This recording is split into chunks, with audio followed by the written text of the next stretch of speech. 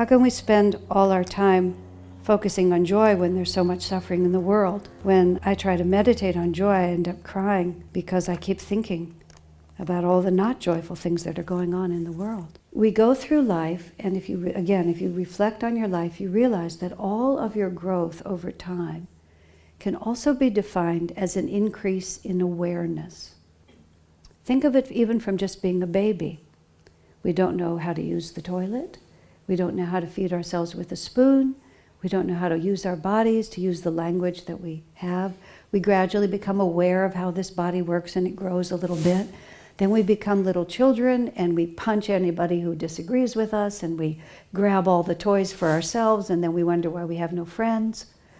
And we gradually become aware that other people have feelings, and then we learn how to relate to those feelings. We think that selfishness or a certain attitude is going to help us in our life, and then we find out that it doesn't. We think that a certain person is a good person, then we become aware of their faults, and we realize that they're not really good for us. Just think about it. We keep expanding our awareness, isn't that right? And each time we really increase our awareness, genuinely, seriously increase our awareness, it always gives us more power and ultimately a greater capacity to live effectively in this world, doesn't it? Doesn't mean that we don't learn without suffering, but the greater awareness, the greater we live. So the question in our mind is twofold, which is there any limit to how much awareness we can have? And when we weren't aware of something and then become aware of it, it doesn't exist until we know it's there. Isn't that so? So we have a perception of this world as being filled with pain, because a lot of people suffer. And there is no argument but that people suffer. So the question is also, is that suffering actually an end in itself?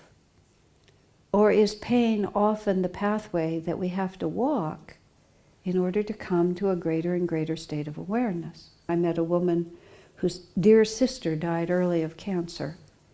And because her sister died, she went into such a state of despair that she prayed and beseeched the universe with an energy she never would have had if she wasn't in such suffering.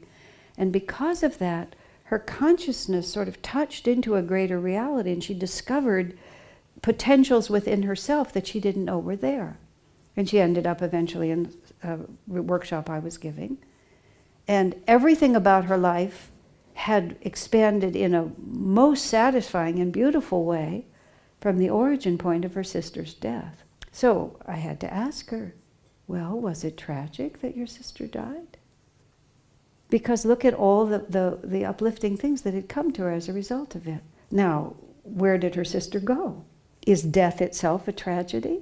Or is there a potential that happens after people die? How many of you have been visited by somebody who died? Or have had intuitions about people who died and realized that they're just on their way to somewhere else? Even though people go through difficult circumstances, what is the end of the story?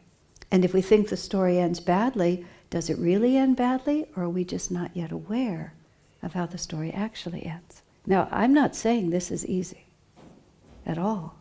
Now let's look at it another way. If people are suffering, how can you help them? If somebody is suffering and you just collapse yourself into tears and sit next to them and weep with them, and both of you then are in despair, how helpful are you to them? Or if someone, I'll use myself as an example in this respect, because of the understanding that I feel very deeply about death, I've been in circumstances where people have died or are dying. And well, I was called in once when they were taking this man off of life support. He was incredibly courageous. I thought he would be unconscious. He was wide awake, and he knew at 3 o'clock his life was going to end. Yeah, that was a moment. He was completely just as calm as he could be. Everybody else in the room but him and me were absolutely out of their minds with anxiety and fear. How do you help? You help just by being calm. I've conducted many funerals. To conduct a funeral for a young suicide, you're just right there and you're not afraid. And you know this isn't the end of the story. Is that going to help? Of course it's going to help. It's the only thing that will help, is greater awareness of where we're going and what's beyond it.